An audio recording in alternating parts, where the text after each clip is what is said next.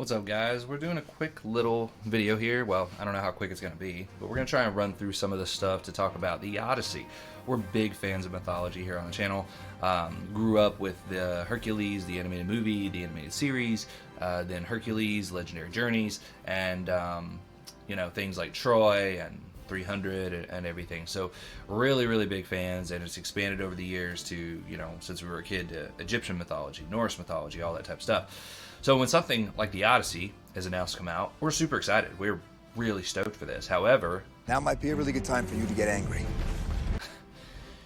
there's definitely some things that are worrisome here. Now we're going to look at the trailer real quick. We're going to kind of blitz through some of it. Don't want to take too much of you guys' time on it, but I was excited after seeing the trailer. I really was. When I first saw it, like last year, I believe, the first teaser trailer or something like that, I was super excited about this. A wife?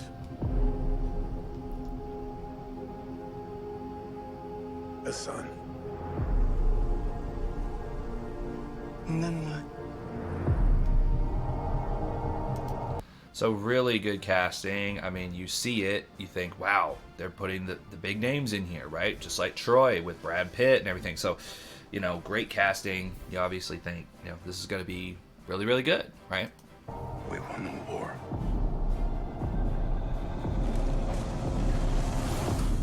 John Bernthal from The Punisher, awesome. And then you see this scene of the city of Troy crumbling, right? And that's just epic. We loved Troy and the story of Troy. I mean, it's just, it's so good. Just like 300 with the Spartans. I mean, it's just great stories, great tales from the past. So really cool. But this kind of picks up where that left off, right after Troy. Help me go home.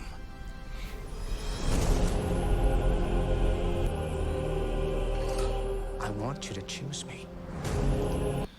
So here's the thing, and you can see when you watch the trailer yourself, like, you'll get the story, like Odysseus, he's the king of Ithaca, he's gone, and there's his wife, Penelope, I believe, and, Anne Hathaway, great actress playing her. And so during this time, because he's gone, they think maybe he's dead, whatever, and so there are people there to be suitors for her, and Tom Holland plays his son, so there's obviously controversy and stuff. Ithaca's king is coming back. No, he's not. He came back here to find all these suitors in his house. You're pining for a daddy. You didn't even know. Like some... So, he's being a jerk, and that's kind of his character. We'll talk about that in a little bit. And you just get the story of Odysseus and, his journey to try and get back home. Now, this is something very frustrating right here. That right there. What is that? What is that? That armor? That's medieval style armor. That's... I mean, for crying out loud, you got like chainmail and stuff. That is not accurate at all. Now, maybe they're not going for accuracy. Fine. But we'll talk about that in a minute. I need everyone at his party dead. To control his fate. But you cannot control this. That world is gone. No one could... Visuals are great, guys. I mean, these shots look stunning. They do a really good job of that. And that, you need that for these films, right? You really need that. Just like Troy, it was so beautiful to see. Stand between me and home.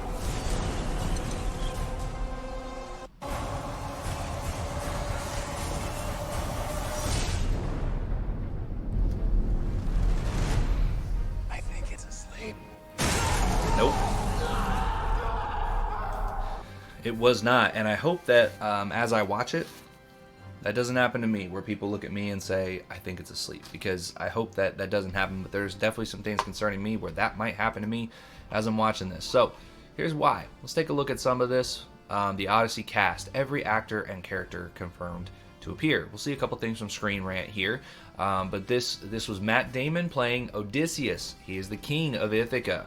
Really good casting. I think it was done really well there. Tom Holland playing, but we would say Telemachus, That's how we would pronounce this, but you know, everybody will say it different. It's not Telemachus, just so you know that it's not a ch for the ch. But he's Odysseus' son. So Matt Damon's son. And then Anne Hathaway as Penelope. Penelope is the loyal wife. I say that specifically because that's the whole controversy. It's the whole conflict going on back at Ithaca. Is you have all these suitors, and you know, she wants to be loyal to her husband and all that stuff, right? Now, Robert Pattinson as Antinous. Antinous is one of the most prominent and arrogant suitors, looking for her hand. Okay, and we'll see just how far he's willing to go. Now you see Lupita Nyong'o, and I need to watch and see how she pronounces her name. She's a great actress. I don't have anything wrong with the actress. However, it's not been officially confirmed at the time of this article. However, since then it has been confirmed that she will portray Helen of Troy.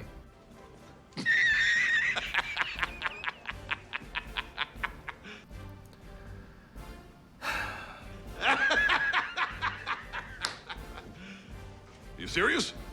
Then fine. You know, they're not going to be historically accurate. Okay, whatever. Zendaya as Athena. I thought that Athena was supposed to be wise and intelligent, not, you know, stone-faced. I don't know who you are, but you are not Jim. This is Jim! Because that's pretty much what Zendaya does, you know. And obviously if Tom Holland's in it, Zendaya's going to be in it, you know. He's helping her get those paychecks, that's for sure. She's a goddess of wisdom. That's really frustrating. So many people that I think would have been really, really good Athena characters instead of her. Charlize Theron as Calypso. I like that we're seeing Calypso portrayed in this, and we'll see how she's portrayed in it, but she's a powerful and an enigmatic sea nymph. Now, really, really cool story. If you don't know it, we're not going to spoil everything in the story, right? But it's a really great story that you see here with Calypso and what she does with Odysseus and everything. Now, John Bernthal as Menelaus. Big fan of him from the Punisher movies and some other things that he's been in. But, you know, Menelaus is the king of Sparta, the brother of Agamemnon, and played a key role in the aftermath of the Trojan War. You did see that clip there when he was cheering after the war. He's the husband of Helen of Troy. That's not my wife, mate. You know, you had Paris, who seduced her, stole her, you know, she left with him willingly. Like, we don't know 100%, like it changes in the different adaptations, but whatever. His wife ended up in Troy, and he went there to go get her back.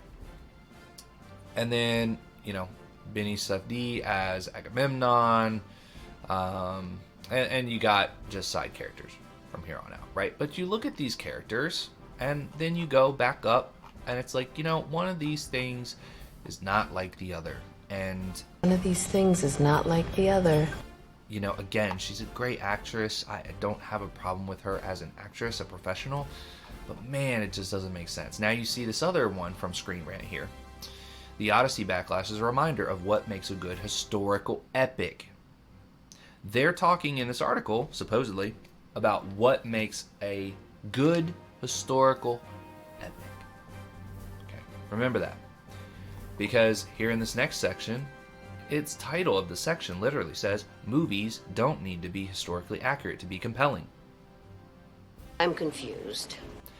So I thought we were talking about a historical epic, not just a movie. Because apparently it's just a movie. It's not going to be historically accurate. So if you want a compelling, accurate story, don't come watch it. That's the way I read this.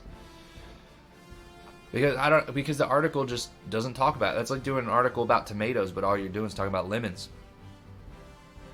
Doesn't make sense.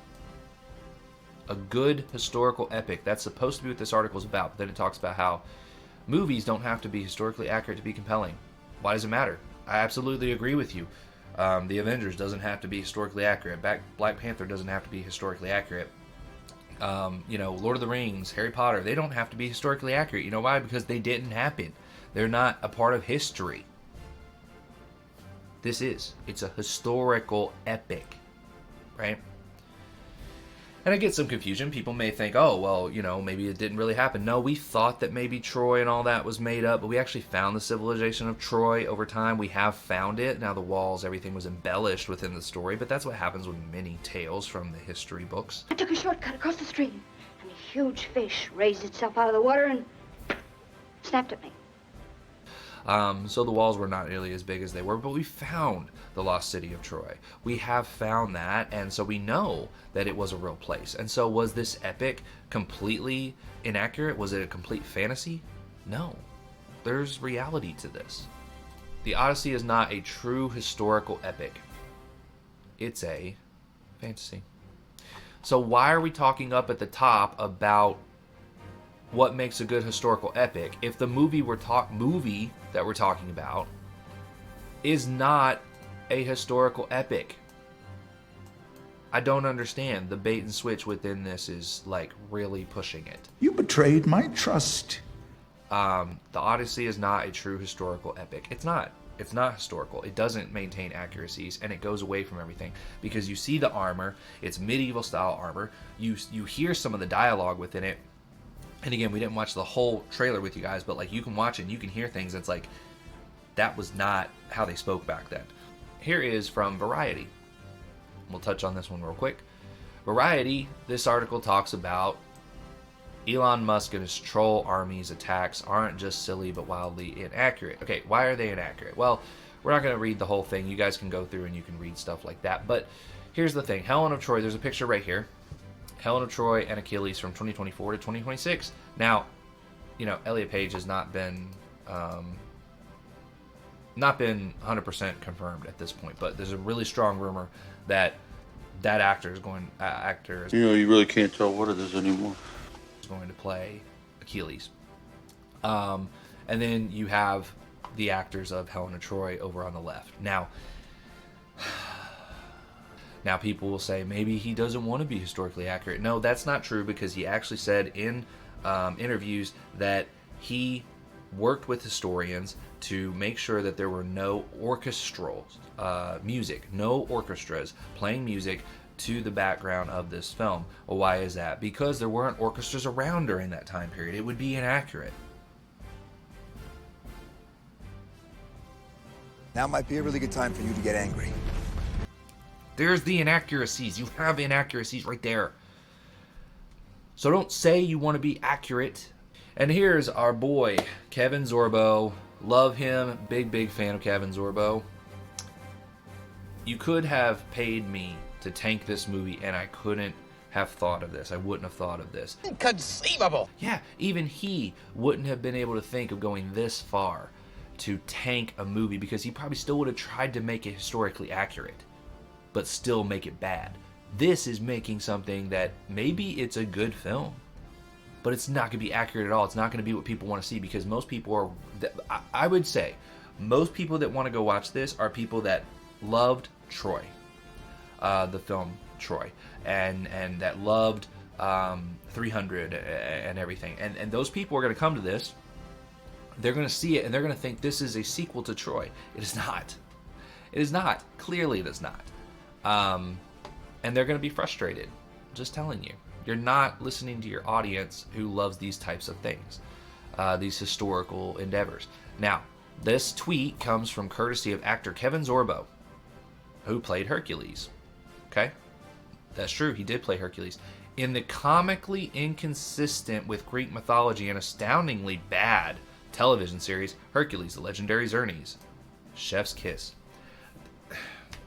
You're just a bully. It's really frustrating that they do this because you're just jabbing. You're just trying to draw at straws to try and make an argument here. But instead, you're trying to say that it was astoundingly bad. Then why did it have so many seasons? I watched all of this. Like, I literally watched Hercules, the Legendary Journeys, probably about 4 or 5 months ago. Only one man dared to challenge their power. Hercules. It took me a long time to finish them all. And that's because it was a very successful series. So was Xena Warrior Princess, who was along the same lines. Was it historically accurate? No, it didn't try to be. It was for entertainment purposes, and they knew that, and they played off of that. They had jokes and random humor within it, okay? But that was what it was supposed to be. This is a film that's supposed to be a historical adaptation of the historical epic of the Odyssey. It's different. This is completely different when you look at it. And when you look at these castings, I mean, if we had cast Ryan Reynolds as Black Panther, or we had cast for Cyborg in the DC universe and we cast Brad Pitt as Cyborg, people would be furious. People would be very upset. But because it's the other way around, it's not a problem. You know, when you talk about a director like Christopher Nolan and you say that he took orchestras out of this to make it historically accurate, but then you have casting that goes against historical accuracy, you're talking out both sides of your mouth. And that's just facts.